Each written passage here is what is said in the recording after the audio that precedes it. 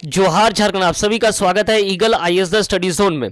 तो साथियों, पॉलिटी और पवेट के प्रश्नों को लेकर के जो श्रृंखला प्रारंभ किया गया था उसके तहत आज क्या है, अंतिम कड़ी है। और आज जो है 13 जेपीएससी के प्रश्नों को लेकर के क्या करेंगे, हम लोग चर्चा करेंगे और साथ ही ये जो श्रृंखला है वो समाप्त हो जाएगा। चलिए आगे बढ़ते हैं, प्रश्न ले लेते हैं। पहला प्रश्न है, भारतीय संविधान में चुनाव आयोग का प्रावधान जो है किस देश से लिया गया है? भारतीय संविधान में जो अधिकांश अनुच्छेद है वो 1935 एक्ट से लिया गया है और जो 10 ऐसे देश हैं जिनसे क्या कि हमने अलग अलग प्रावधान लिया है। लेकिन क्या चुनाव आयोग का प्रावधान किसी से लिया है? तो इसका आंसर है उपयुक्त में से कोई नहीं। चलिए अब हम लोग देखेंगे जो ऑप्शन है उसमें से कुछ कुछ महत्वपूर्ण चीजें हम प्रावधान को जोड़कर देख लेंगे। जैसे आयरलैंड से क्या लिया गया है? तो डीपीएसपी लिया गया है। इसके अलावा और क्या लिया गया है? तो साहित्य कला, राज्यसभा में जो साहित्य कला विज्ञान समाज सेवा से जुड़े लोगों का प्रेसिडेंट के द्वारा मनोनयन किया था वो लिया गया है। इलेक्शन प्रोसेस ऑफ प्रेसिडेंट लिया गया है। यूनाइटेड किंगडम की अगर हम बात करें तो संसदीय शासन प्रणाली, सिंगल सिटीजनशिप, विधि का शासन, मंत्रिमंडल प्रणाली, ये सारी चीजें। संयुक्त राज्य अमेरिका से क्या लिया गया है? तो फंडामेंटल राइट लिया गया है। न्यायिक पुनरावलोकन लिया गया है। संविधान की सर्वोच्चता निर्वाचित राष्ट्रपति लिया गया। महाभियोग की प्रक्रिया, उपराष्ट्रपति का पद, ये जो है संयुक्त राज्य अमेरिका से लिया गया है। तो इस प्रकार यहां आंसर क्या होगा? उपयुक्त में से कोई नहीं। चलिए नेक्स्ट प्रश्न लेते हैं।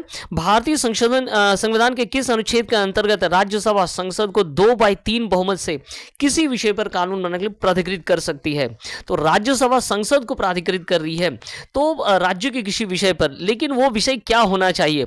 ऑटोमेटिकली जब राज्य के किसी विषय पर कानून बनाने का अधिकार देगा तो वो राष्ट्रीय हित का होना चाहिए और ये आर्टिकल 249 से है। अगर विषय राष्ट्रीय हित का है तो कानून बनाने का अधिकार दिया जा सकता है, आर्टिकल 249 के तहत है। उसमें 2/3 से बहुमत से वो क्या करेगा ना, किसी विषय पर कानून अधिकृत कर सकता है। चलिए यहां पर दो और आर्टिकल की चर्चा करेंगे। आर्टिकल 243 का संबंध किसके साथ है? पंचायत के प्रावधान है। आर्टिकल 250 की भी चर्चा हम करेंगे। राष्ट्रीय आपातकाल के दौरान जो है संसद राज्य सूची में शामिल किसी विषय पर क्या कर सकता है? कानून बना सकता है, चाहे वो भारत या भारत के किसी भाग के लिए विधि बना सकता है। तो आर्टिकल 250 भी इंपॉर्टेंट, 243 भी इंपॉर्टेंट और 249।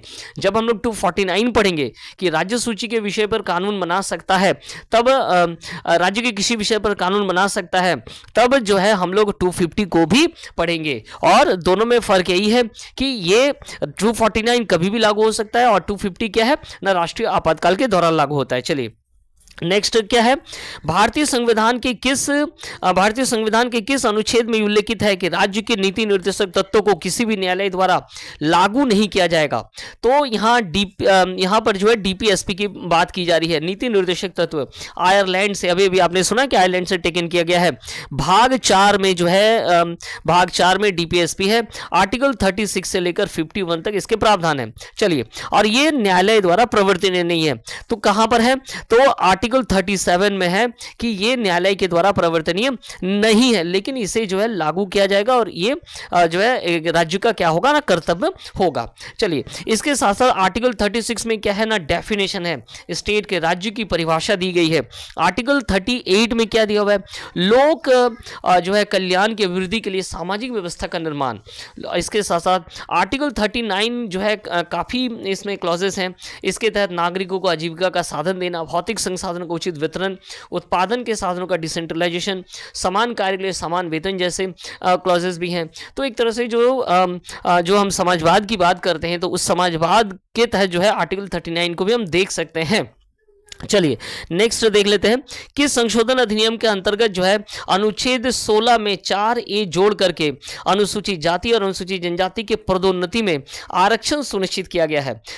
तो इसका उत्तर क्या है? तो इसका उत्तर है 77th जो अमेंडमेंट है 1995 के तहत राज्य के अधीन सेवाओं में एससी और एसटी को जो है पदोन्नति में आरक्षण देने का प्रावधान है। अब आइए बाकी के देख लेते हैं। 75 अमेंडमेंट क्या है ना, स्टेट लेवल रेंट ट्रिब्यूनल का गठन का प्रावधान है। 76 अमेंडमेंट तमिलनाडु के लिए है और तमिलनाडु में पिछड़े वर्गों के लिए शिक्षण संस्थाओं नौकरियों में आरक्षण का प्रावधान है। तो 77 हो गया, 76 हो गया, 75 हो गया। अब यहाँ एक महत्वपूर्ण सबसे हटकर हमें मिल रहा है 108वां संशोधन क्या है 2008, ये वोमेन रिजर्वेशन बिल से जुड़ा हुआ है, जिसके तहत लोकसभा में 1/3 और स्टेट असेंबली में भी क्या रहेगा ना, रिजर्वेशन रहेगा, जो उस समय जो है पास नहीं हुआ था लोकसभा से, हालांकि राज्यसभा से पास हो गया था। अब यही बिल जो है अब क्या बनकर आया ना, 128वां जो है अमेंडमेंट बिल बनकर के आया है 2023 में, जिसे उन्हें 1/3 जो है क्या मिल रहा है, आरक्षण मिल रहा है, या वुमेन रिजर्वेशन बिल के नाम पर चर्चित है। चलिए नेक्स्ट प्रश्न लेते हैं, निम्न में कौन सा कथन भारतीय दूरसंचार नियामक और प्राधिकरण ट्राई के बारे में सही है? तो ट्राई का गठन 1997 में हुआ, ठीक है, ये एक स्टैट्यूटरी बॉडी है, ये भी ठीक है, दर निर्धारण करना और दूरसंचार सेवाओं को विनियमित करना, ये भी ठीक है, लेकिन इसका हेडक्वार्टर कहां पर स्थित है? दिल्ली में स्थित है। तो 1, 2, 3 सही है, वहीं 4 जो है सही नहीं है, तो इसका उत्तर क्या होगा? इसका उत्तर होगा बी, 1, 2, 3 सही, 4 सही नहीं। चलिए, भारत में पंचायती राज संस्था के कामकाज की जांच के लिए निम्न में से कौन सी समितियां नियुक्त की गई? LM Singhvi, JVK Rao, Ashok Mehta, Balwant Rai, all are, सभी समितियों की नियुक्ति की गई थी। तो इसका आंसर क्या होगा ना, उपयुक्त सभी। एक एक करके देख लेते हैं। बलवंत राय जो समिति है कब बनाया गया था? 1957 में बनाया गया था, पहला था। 3 टायर सिस्टम को लेकर के इन्होंने जो रिकमेंड किया था कि 3 टायर होना चाहिए पंचायतों में। अशोक मेहता समिति उसके बाद बनाया गया, कब बनाया गया? 20 साल के बाद, 1977 में।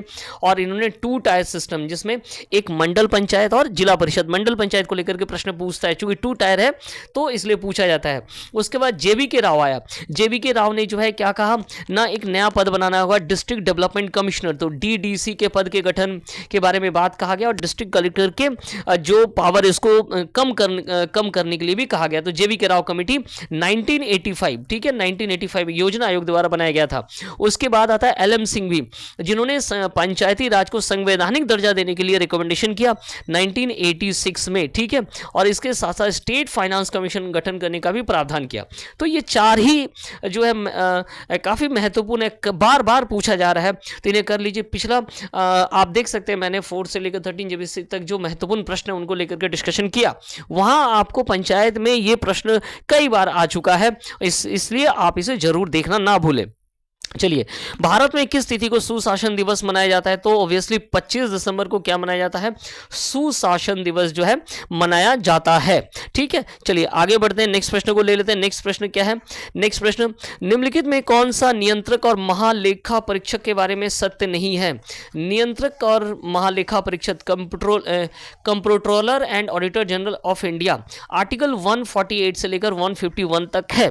यहाँ क्या इंपॉर्टेंट है वो हमें देखना है। उनके कार्यालय के प्रशासनिक खर्च संसद में मत के अधीन है, संसद के वोट नहीं, उनके जो खर्च हैं कार्यालय के वो संसद में उस पर वोट नहीं हो सकता है। अपने पद को छोड़ने के बाद वो भारत सरकार या राज्य के अधीन कोई अन्य पद पाने के योग्य नहीं है, ये ठीक है, वो दूसरा काम नहीं कर पाएंगे।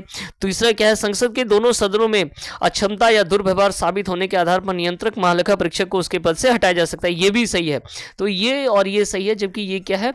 गलत है। वोट वाली जो बात है वो गलत है। तो सही उत्तर क्या होगा ना, 2 और 3 क्या है? सही है, ठीक है। चलिए नेक्स्ट प्रश्न लेते हैं। अनुच्छेद 19(2) के अंतर्गत भाषण और व्यक्ति की स्वतंत्रता, फ्रीडम ऑफ स्पीच के बारे में बात किया। तो फ्रीडम ऑफ स्पीच का जो प्रावधान है वो 19(1) से हमें प्राप्त हो रहा है, लेकिन इस पर युक्त प्रतिबंध लगाया गया, किससे? 19(2) से जो है इस पर युक्त प्रतिबंध लगाएगा, और उसी के संदर्भ में प्रश्न पूछा जा रहा है कि इनमें से कौन सा उचित है। राज्य की सुरक्षा बिल्कुल सही है, मानहानि बिल्कुल सही है, सार्वजनिक व्यवस्था ये भी बिगड़ना नहीं चाहिए, तो राजद्रोह जो है वो हमें नहीं मिलता है। तो यहाँ पर पूछ रहा है कि सही उत्तर का चयन कीजिए। तो एक हमें मिल रहा है, 2 हमें मिल रहा है और 4 हमें मिल रहा है। तो सही उत्तर क्या होगा? 1, 2 और 4। राज्य की सुरक्षा को लेकर के कही गई बात, मानहानि को लेकर के कही गई बात, सार्वजनिक सुरक्षा को लेकर के भी कही गई है बात। इसके साथ साथ और क्या कुछ है? न्यायालय क्या मानना है, विदेशी राज्यों के साथ मैत्रीपूर्ण संबंध है, शिष्टाचार और सदाचार है, अपराध उद्दीपन है। तो ये सभी है जिसके तहत जो है 19(1) में जो फ्रीडम ऑफ स्पीच मिला है उसे 19(2) के साथ युक्त प्रतिबंध लगाया गया है, ठीक है। चलिए नेक्स्ट प्रश्न देख लेते हैं। नेक्स्ट प्रश्न क्या है? निम्न में से किस समिति के रिपोर्ट ने भारत के अनुसूचित क्षेत्रों में लगने वाले आदिवासी स्वशासन सुनिश्चित करने के संदर्भ में पंचायत अनुसूचित क्षेत्रों तक विस्तार अर्थात पेसा एक्ट का मार्ग प्रशस्त हुआ? तो दिलीप सिंह भूरिया, तो भूरिया कमेटी 1994 4 के द्वारा ही जो है पंचायत के क्षेत्रों में भी अनुसूचित क्षेत्रों में भी पंचायत का विस्तार किया गया। ठीक है, पेसा एक्ट जिसे हम कहते हैं। पेसा एक्ट के अनुसार झारखंड में भी पेसा एक्ट के 10 राज्यों में पेसा एक्ट कार्यशील है, उसमें झारखंड भी है। ठीक है, तो चलिए नेक्स्ट प्रश्न देख लेते हैं। नेक्स्ट प्रश्न आपका जो है किस पर है, तो इकोनॉमिक्स पर है, जिसको लेकर के हम बाद पे चर्चा करेंगे। तो ऐसे ही महत्वपूर्ण प्रश्न। तो ओवरऑल अगर आप ध्यान से देखेंगे, कुछ चीजें अब तक जो एक निष्कर्ष हम कहेंगे, कंक्लूजन ऑफ दिस, ये जो हमने इतना 4 से लेकर 13 जेपीएससी तक पॉलिटी और पॉविट के प्रश्नों को लेकर के किया, उसमें अगर हम ये चीजें ध्यान से देखें तो polity, P for polity, P for panchayat है, ये बहुत इंपॉर्टेंट है। और दूसरा क्या था ना, प्लस फंडामेंटल राइट, ये जो सेक्शन है इनको लेकर के काफी प्रश्न, काफी डिस्कशन किए गए हैं। और पॉविट की अगर बात करें तो पॉविट में कौन से प्रश्नों को लेकर के हम लोगों ने बहुत ज्यादा देखा, तो हमने देखा कि गुड गवर्नेंस को लेकर के काफी प्रश्न, गुड गवर्नेंस को लेकर के बहुत सारे प्रश्न, फर्स्ट एआरसी, सेकंड एआरसी, इनको लेकर के लोकल बॉडीज से जुड़े हुए जो कमीशंस बने थे उन कमिटियों के बारे में पूछा जा रहा है। तो ये इसका सारमर्म है। इसी हिसाब से, इसी दृष्टिकोण से क्या हमने अपना नोट्स बनाए। और जैसा कि कहा जाता है सिविल सर्विस में, पढ़ने से ज्यादा ये जानने की आवश्यकता है कि कौन सा हमें छोड़ना है। तो वो चीजें आपको कब आएगी, जब आप पिछले जो वर्ष में जो प्रश्न है उनका आप क्या करेंगे, एनालिसिस करेंगे। और हमने उसी के तहत जो है ये एनालिसिस किया, ताकि आपको आने वाली जो 14 जेपीएससी में जरूर सफलता प्राप्त हो। ठीक है, तो चलिए बहुत बहुत धन्यवाद हमारे साथ जुड़ने के लिए। हमारे साथ जुड़े रहिए, हमें प्यार देते रहें, हमें सब्सक्राइब, कमेंट और सब्सक्राइब करना ना भूलें। बहुत बहुत धन्यवाद आप सभी का।